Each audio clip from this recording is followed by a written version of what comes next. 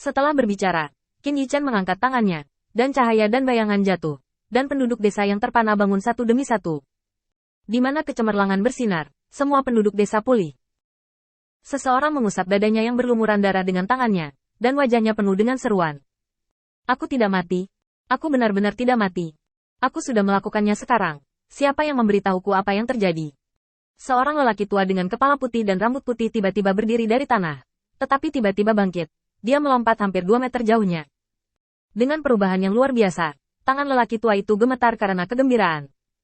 Keajaiban. Ini keajaiban. Tuhan akhirnya mengasihani kita. Di mata lelaki tua itu dengan air mata, itu adalah rasa terima kasih yang ditemukan oleh para dewa setelah ditinggalkan. Tampaknya semua yang mereka alami sebelumnya hanyalah ujian Tuhan atas mereka. Tetapi sekarang mereka telah lulus ujian dan akhirnya menjadi umat Tuhan. Sementara penduduk desa masih mengagumi perubahan mereka sendiri, satu orang tiba-tiba menoleh untuk melihat ke langit dan berseru. Lihat di sana. Penduduk desa melihat ke atas. Di celah-celah pegunungan, di antara lumut yang tak terhitung jumlahnya tergantung terbalik, sinar matahari yang cerah bersinar. Cahaya hangat tumpah, menyapu napas dingin di pegunungan, dan bahkan udara dipenuhi dengan semburan aroma hangat dan manis. Dalam sekejap, cahaya bersinar. Penduduk desa berlutut dan membungkuk ke langit. Adalah Tuhan. Qin Yichen baru saja mengaitkan jari-jarinya, penggunaan aura yang sederhana, dan cahaya kemasan desa kecil ini menyala. Dengan kekuatan Qin Yichen, terlalu mudah untuk membodohi sekelompok penduduk desa yang belum pernah melihat apapun. Terlebih lagi, ketidaktahuan di tulang mereka lebih dalam dari yang dibayangkan Qin Yichen. Di tengah kerumunan, ada banyak pujian untuk para dewa, dan ketika mereka memanggil sosok arogan di langit, Fatih akhirnya pulih dari keadaan pencerahan. Dia melihat ke langit dan bersujud dalam-dalam pada Qin Yichen. Lihat Tuhan. Saya bersedia mendedikasikan segalanya untuk cahaya. Fatih bisa dibilang sangat setia saat ini. Sedangkan untuk gelar Guangzhou, menurutnya itu sangat tepat. Setelah pemujaan pria gendut itu, penduduk desa terdiam sejenak.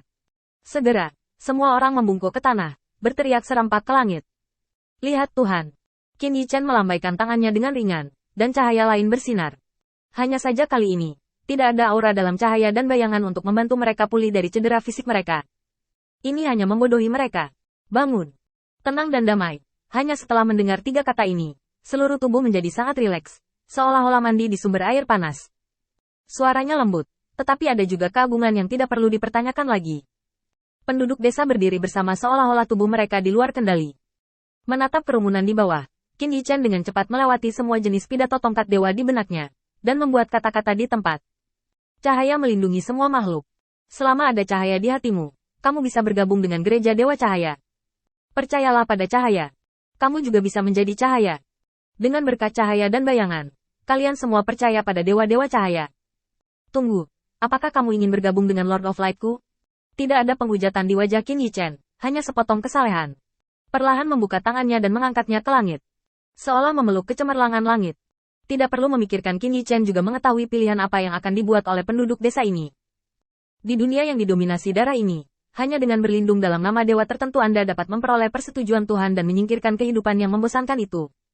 Tentu saja, selalu ada sejumlah kecil orang yang memiliki kesadaran seperti itu, di mata kebanyakan orang.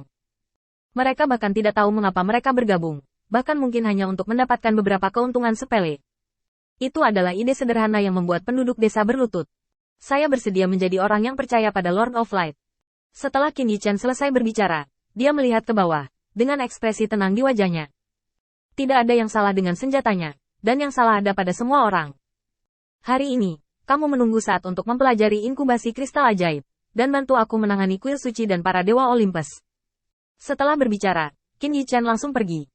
Meskipun Qin Yichen mengikuti tren hari ini, tujuannya sendiri adalah untuk memberi mereka lebih banyak motivasi dan berhenti menjadi malas seperti pertama kali mereka bertemu. Ini seperti hubungan antara Dewa Tulhu dan Olympus. Pertempuran antara Tuhan dan Tuhan bahkan tidak membutuhkan alasan apapun. Namun, setelah meninggalkan pandangan penduduk desa, Qin Yichen jatuh ke tanah, menepuk kecemerlangan tubuhnya yang tidak berguna, dan mengembalikan penampilan aslinya. Berbalik dan kembali ke desa. Dengan tangan di punggungnya, dia tidak memiliki kecanggihan penduduk desa sekarang. Ketika dia tiba di desa, Qin Yichen awalnya ingin membimbing penduduk desa ini dengan identitasnya dan pelayan Master Cahaya. Setelah dia melihat tindakan penduduk desa ini dengan jelas, Qin Yichen menyadari bahwa dia tidak perlu menunjukkan wajahnya sama sekali. Fatih sudah memimpin beberapa penduduk desa yang tahu tentang kristal ajaib ke dalam rumah untuk belajar. Ada beberapa orang di luar rumah menunggu pesanan mereka. Selain mereka, penduduk desa yang tersisa secara spontan mengorganisir dan berkumpul bersama. Di tengah desa, di tanah kosong, dibuat rencana bagaimana membuat patung untuk Dewa Guang. Orang tua itu penuh energi dan melambaikan tongkat di tangannya. Lokasinya harus dipilih di sini. Hanya di tengah desa kami bisa menyampaikan rasa hormat kami. Seorang pria kekar juga mengangkat kepalanya, berdebat dengan pria tua itu. Meskipun ini dapat mengungkapkan rasa hormat kami kepada Lord of Light, itu gelap dan tidak cocok untuk Lord of Light. Saya pikir itu harus dibangun di bawah celah. Dengan cara ini, cahaya bersinar setiap hari, dan penguasa cahaya bermandikan kecemerlangan. Jika kita memahami filosofi Kuangzu akan sangat senang. Dengan perdebatan antara lelaki tua dan lelaki itu pada intinya, bagian ini terlalu berisik. Qin Yichen juga menggelengkan kepalanya untuk sementara waktu. Awalnya, dia hanya memanfaatkan tren dan ingin menggunakan dewa yang tidak ada, sehingga mereka memiliki keberanian untuk melakukan sesuatu dengannya. Saya tidak pernah berpikir bahwa di hati penduduk desa ini, beban Tuhan akan begitu berat. Bahkan jika itu adalah dewa palsu, mereka yakin, dan percaya akan keberadaan Tuhan, untuk membuat perubahan untuk ini. Depresi lamban asli menghilang seketika. Sebaliknya, sekelompok penduduk desa yang ideal, ambisius, dan baik. Aku tidak bisa membiarkan mereka membuang-buang waktu untuk hal-hal ini. Aku akan naik dan menjadi stickman untuk sementara waktu dan membantu mereka memecahkan masalah. Memikirkan hal ini, Qin Yichen langsung melangkah maju. Aku memikirkan beberapa kata di kepalaku.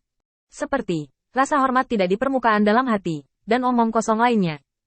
Tapi Qin Yichen baru saja keluar beberapa langkah, dan nama desa yang berdebat tiba-tiba berhenti. Saya pikir itu masuk akal. Selama 2 patung dibangun, semuanya akan terpecahkan. Yah, begitulah. Pak Tua, kita akan membangun secara terpisah. Bagaimanapun, idola kita akan lebih besar darimu. Anak muda, orang tua itu pasti membuatmu menyesali kalimat ini. Setelah kata-kata kasar itu selesai, kedua belah pihak berpisah dengan tergesa-gesa. Hanya Qin Yichen yang berdiri di sana sendirian, cukup malu. Ini, sepertinya tidak membutuhkanku untuk berbaur.